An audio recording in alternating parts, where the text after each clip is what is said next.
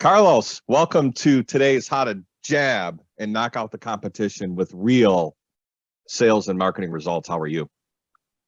I'm great, man. Thanks for making the time and for having me on the show. That's amazing. I'm excited. Awesome. So, Carlos, your tagline is really interesting, right? I good or bad, I've dealt with a lot of engineers in my life, 20 years in the manufacturing industry, and I found your tagline to be really interesting about a recovering engineer and how you dealt with a ton of anxiety and you just went down the wrong road with what you didn't want to do. Just explain a little bit about how that happened and what did you do to turn that from a negative into a net positive for yourself? Yeah, it's a great question. I wish there was a short answer, but I'll try to make it brief. The reason for the recovering engineer is because I'm an engineer, even though I never worked as an engineer. But I got a degree in engineering, and they teach you certain things and you learn like a way of thinking, problem solving, and all this sort of stuff. This follows for your entire life. So we have this very analytical, scientific, empiric way of thinking, and that infuses in everything I do in life. And I thought, because LinkedIn is a business to business platform, so to speak, so it made sense. When it comes to anxiety and stuff, I was in corporate for about 10 years and I was totally unhealthy, overwhelmed, and anxiety, stress, you name it, everything, until the day that I almost died out of a stroke. And the doctors they couldn't understand how I made it walking to the hospital. And that was like, oh, wow, okay, maybe I should reconsider some things in my life. Sure. And at that point, I decided to quit my job. I quit everything. And I went to travel the world. I flew another country. I flew from Spain to Australia because I wanted to learn English. I didn't speak the language by the time. And I just went there and I ended up spending 5 years going through everything and anything, and it was a beautiful experience. And after that, a few years after that, I decided to build my own business, and that's what I did. I built a coaching business, and it was highly successful, and I'm still working on that same business. So, being financially independent, financially free, and realizing, unfortunately, the hard way, right, that being an engineer is not all it's cracked up to be, right? People, I think, assume out there that when they hear the word engineer, Carlos, it's, oh, you make good money, you're smart, different, calculations and programs and, different, structured analysis, right, to get things done. But that's obviously not something that was part of kind of who you are, right, as a human being, as a person. So talk to me a little bit about the phrase that you put on your LinkedIn that said, learn who to be, not what to do. What does that specifically mean to you? The reason I use this sentence is because to me it hit me very much. Like when I started my business, it was an overnight success. Made $500,000 just on like one man's band, working online, purely online. $500,000 in sales in 1 year. I was like, wow, it's amazing. And I thought, I got it all figured out. And after another year, I realized that my success wasn't really that fun. I was working a lot. The things that used to make me successful in the past, the strategies that are not working now. And I was always asking, what do I need to do next? What do I need to do next? How many people more I need to hire? How much, what strategy to do? What coach to pay? And when I stopped for a second, I was sick of not finding the answer, and I realized that the problem is that I wasn't answering the right question. And then it's like, okay, what do I need to what is next for me? And it's not about what you need to do, but who are you becoming? What kind of human is going to run the business and have the life that you want to have? You need to become this person because before the success comes into your life, your business. And most people try to become successful in the outside world, but they feel miserable and unsuccessful in the inside. So this is why I always say that I build successful brands from the inside out. at some stage in your business, when you've achieved some success, there's probably not much that you need to learn to make it to the next point. It's understanding what do you have already within that it's going to take you to that place. Interesting. So with that, talk to me about, you brought up a phrase, genius zone, which I love. Explain to me how do you get to your genius zone? How does that work? Well, we tend to believe that being hyper productive and high performance and all this other stuff is being a working machine, engineer kind of great machine, right? Yep. And then what we do is we try to be productive at everything, but we forgot to ask, what do I love? What do I really love doing? And we forget about checking how we feel, checking how our body feels. How is your back pain? How is your headaches? And all this sort of stuff. And it's not that complicated. Like, of course, it takes a while to find out because you want to dig deeper into your past, your stories, your experiences, your traumas, and all this sort of stuff to come up with what's your zone of genius. And usually it's something related to one thing that you used to do when you were a kid and you never did it anymore because you're not allowed, you're not a kid anymore. And then you keep killing your fun, your joy, and your success because you stop listening to your feelings, to what you really want to do.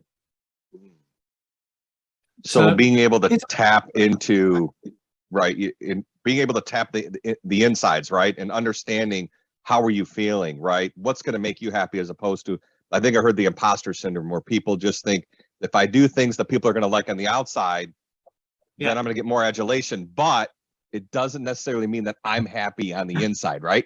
That's exactly, I think that's what you were inferring. Yep. Absolutely. But of course, like when I came up with the idea of the iconic CEO after going through all these struggles, my engineer is still there. So I'll never stop being an engineer. So my mind is like, yes, I want to be happy, I want to be successful, but I also need the strategy and the systems. So I have this self-awareness and I help people having this self-awareness, but I also help them not to forget that the strategy is necessary. You like mindset and strategy, right? Like I think the most important is the right mindset, the right attitude, the right identity, because that's always going to help you find the right strategy for you. But strategy is also necessary. You know? Okay, this is good. So how do you balance having enough time, Carlos, to take care of yourself mentally and physically, right? Whether it's, I don't know, surfboarding, running, whatever exercise you like to do. How do you teach people, coach people how to balance having enough time for personal enjoyment to balance your professional success? How do you balance the two?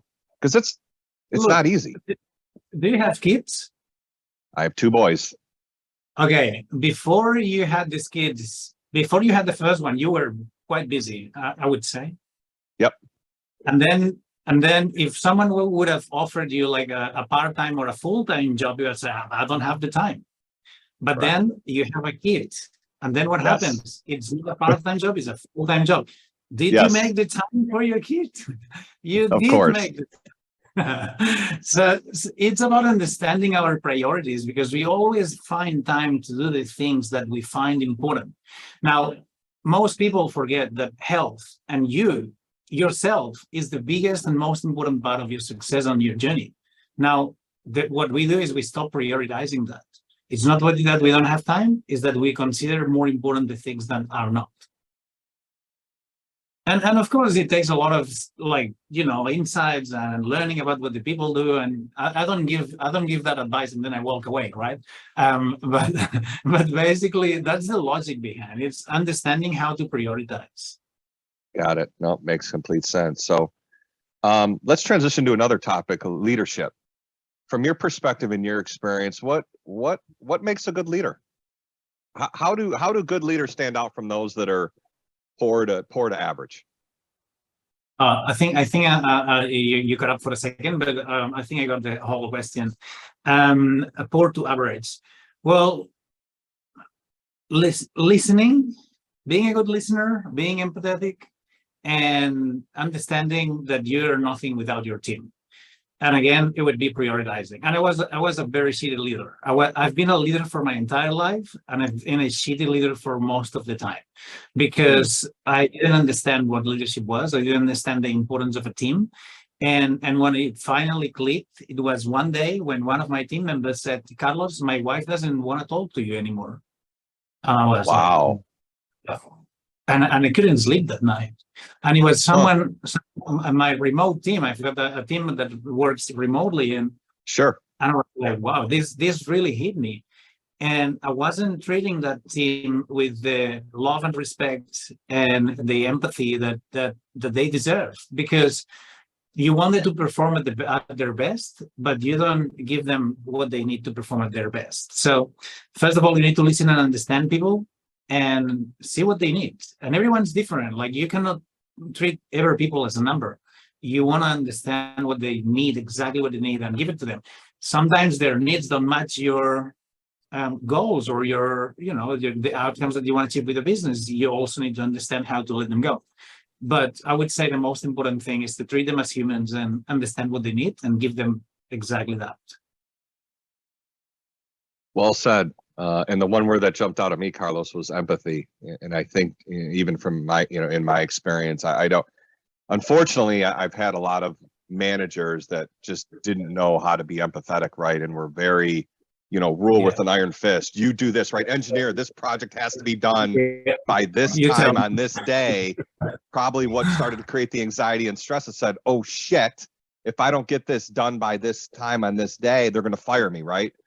And ruling with an iron fist is just, it's a recipe for disaster from my experience anyway. It is. I promise it is. And it's not a nice experience, not from your perspective as a leader, not from the team either. Absolutely. So for those out there, whether you're in your 20s, 30s, 40s, 50s, 60s, 70s, what advice would you give for everyone to thrive in this ever evolving, faster paced environment from kind of your perspective and your skill set? Well, I would say, like, the first thing you need to work on is on yourself. If you think that you can't, you need to work on yourself. If you think that it's too hard, you need to work on yourself. If you think that you're not going to get there ever, you need to work on yourself. Because the first step to, like, if you didn't believe you could get out of this room, you would never try to get out of this room. It doesn't matter if the doors are wide open. If you believe that you're stuck, you're stuck. But when you say, maybe I can try, maybe I can do this, or what can I do to move forward? And it's always about asking the right questions and believing in your power and your abilities to figure out whatever it takes. And this certainty, this faith in yourself, it's the door that's going to take you wherever you want to go. It doesn't matter how old, because if you think that you're too old, guess what? You need to work on yourself. because you can get one of these, my favorite books, which is a topical, but it's a classic. It's called Think and Grow Rich, and you can read stories from entrepreneurs with all ages, backgrounds, and industries.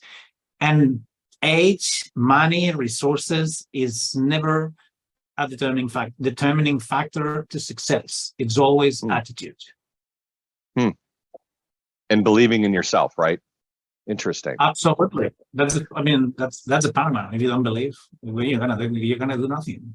So for those that are aspiring to be entrepreneurs, and I think one of the things I've seen, especially with this pandemic, Carlos, is more and more people want to side hustle. More and more people want to create their own self-worth, right? Professionally and personally. What, any types of advice on, where they should start, what they should look for to really kind of hit the ground running, to really start to form, a revenue producing business with their side hustle? What are your thoughts on just helping entrepreneurs, become successful? Because I know from experience, I'm 2.5 years into this, and it's what I expected and what I've learned is I think completely different in that. There's been some pieces of it where I thought it's been harder than I thought it would be, and there's other pieces where, man, it's just so much fun talking with people like you that I can gravitate towards and understand, because I feel like I have a connection with you, because I understand from thousands of miles away, like what you do and how you do it. So the passion is there, but what are some, tips you would give, entrepreneurs that are looking to really elevate themselves and create that financial freedom that you did, for a while? Yeah. Okay, I'll give you two versions of the advice, and then Okay. I'll give you a little gift for your audience if you want to take it. Yep.